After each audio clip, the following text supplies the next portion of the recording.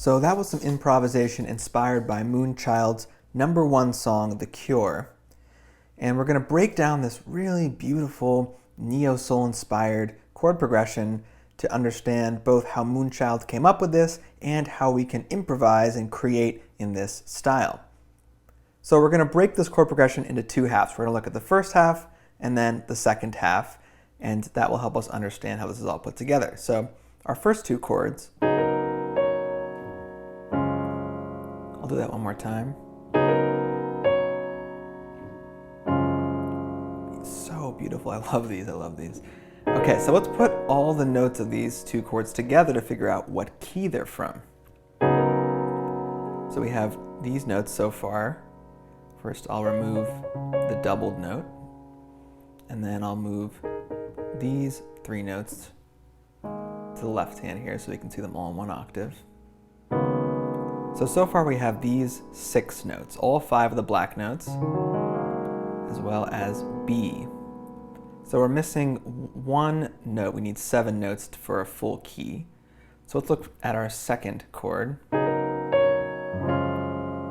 there it is. We have all black keys except we also have F, so that's the note we were missing.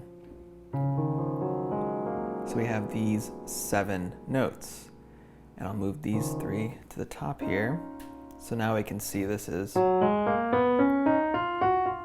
sharp major, or the key of 6 sharps. So these first 2 chords come from the key of 6 sharps, or F sharp major. And if we look at just the bass notes, we're getting a very simple progression from 5 to 1, right?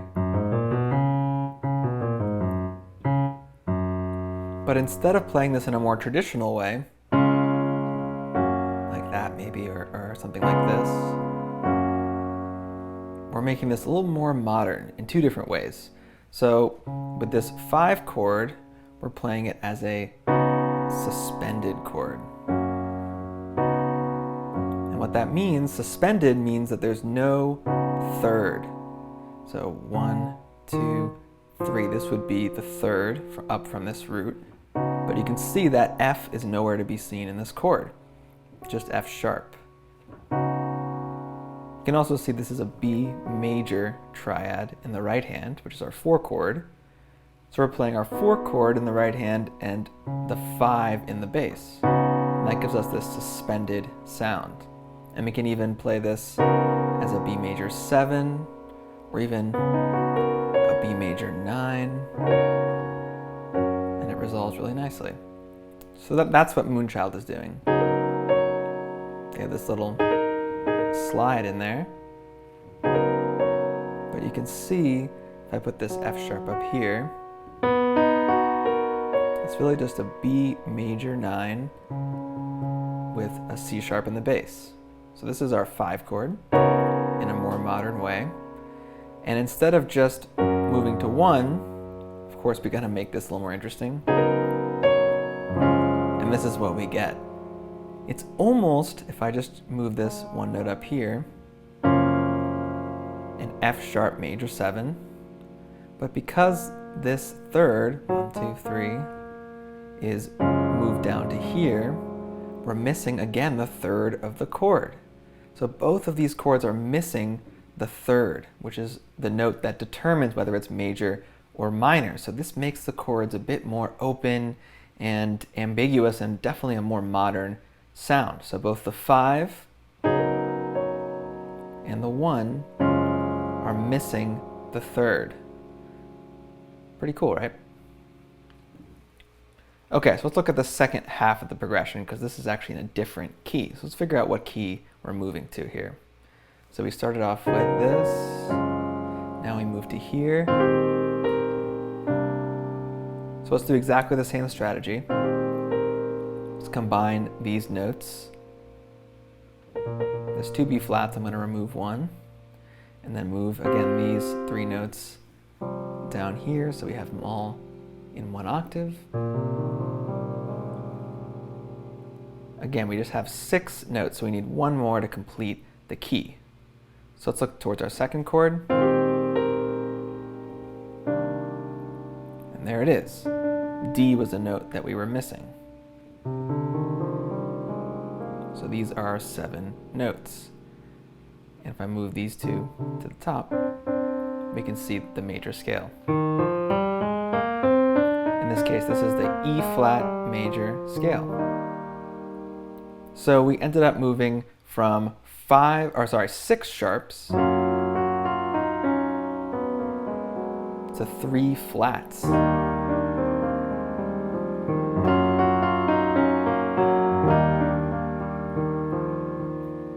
Beautiful sequence.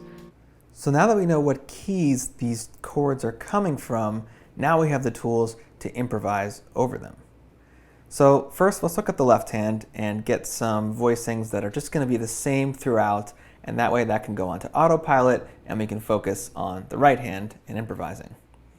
So in the left hand, we're going to use my default and my favorite suspended voicing. So we're playing a C sharp sus 7. And what this is really is a chordal voicing, a fourth plus a fourth, which leaves out the third, right? We don't want a third in a suspended voicing.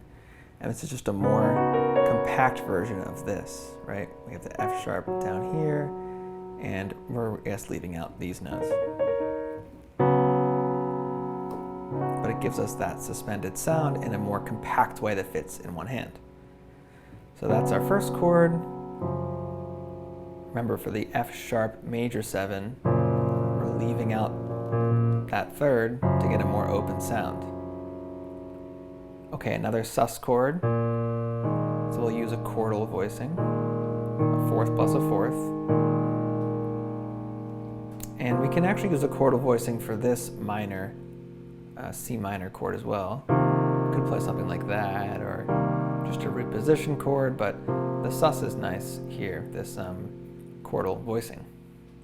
So we have our first chord, second, third, and fourth.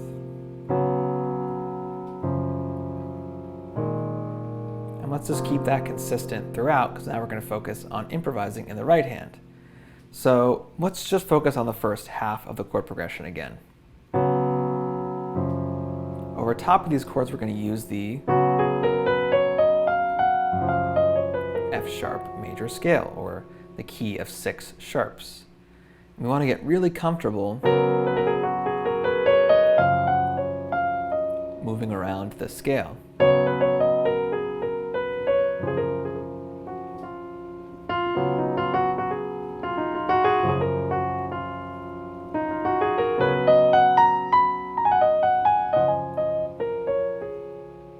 So we can move around it just freely like that, or we can be a little bit more targeted and use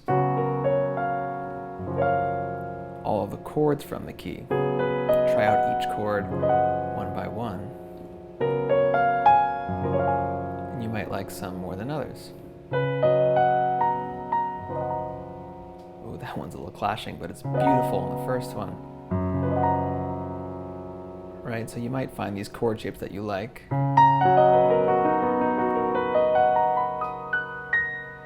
then I have to move it up for the next chord here.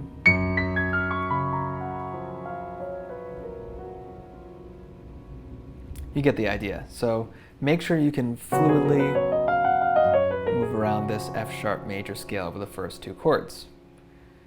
Now same thing for the next two chords, but now we're in E flat major, or the key of 3 flats.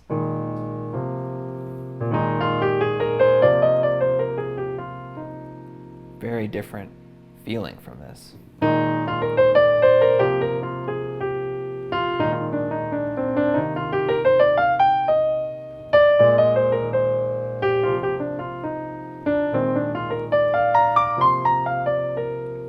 So I'm playing around with some triads. That was the B flat major triad. So I'm trying each of the triads from the key and seeing how they fit over the chords. Here's C minor. What about F minor? Oh, nice. What about G minor? And we can do them as 7th chords.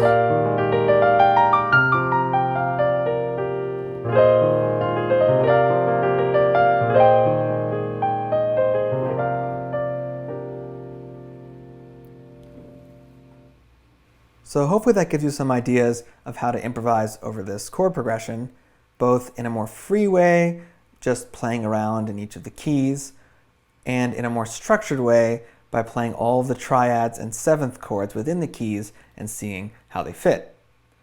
Now the final step is to play this in tempo. And to do this, I'm going to use one of my favorite apps. It's called Drumgenius. I'd highly recommend it. It has lots of drum loops just like this one. But you could just as easily use a metronome or find a drum loop on YouTube. But the goal now is to play in tempo. So find something like this to keep the tempo for you. And we're going to start with just the left hand and get that really solid first. Just half notes for each chord. And get this really effortless. Keep playing it until it's easy. We don't want to have to think about the left hand. Now over top of it, we're going to switch back and forth between F sharp major and E flat major.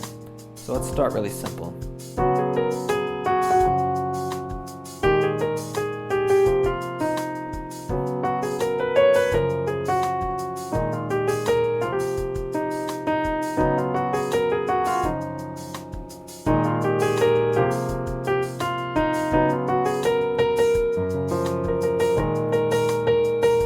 Now one thing to notice, there's actually some notes that are in common between the two keys. They both have A flat, B flat, E flat, and F. So these are notes that we can use for both of the keys.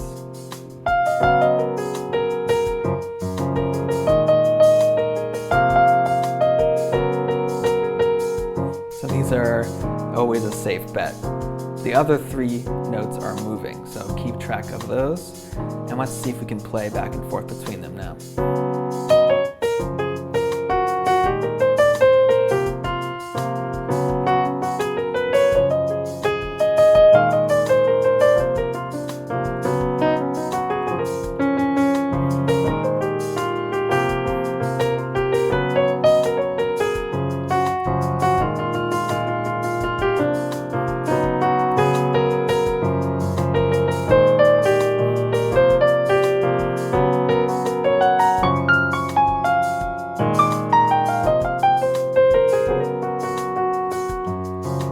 So anyway, that gives you some ideas.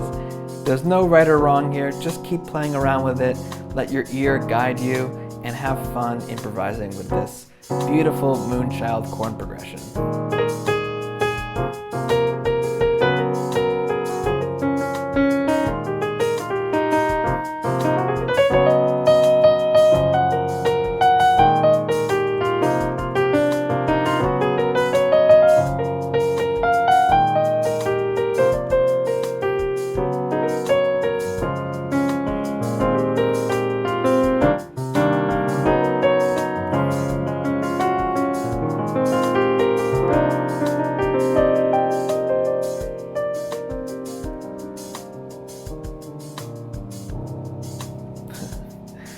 Something like that. Enjoy!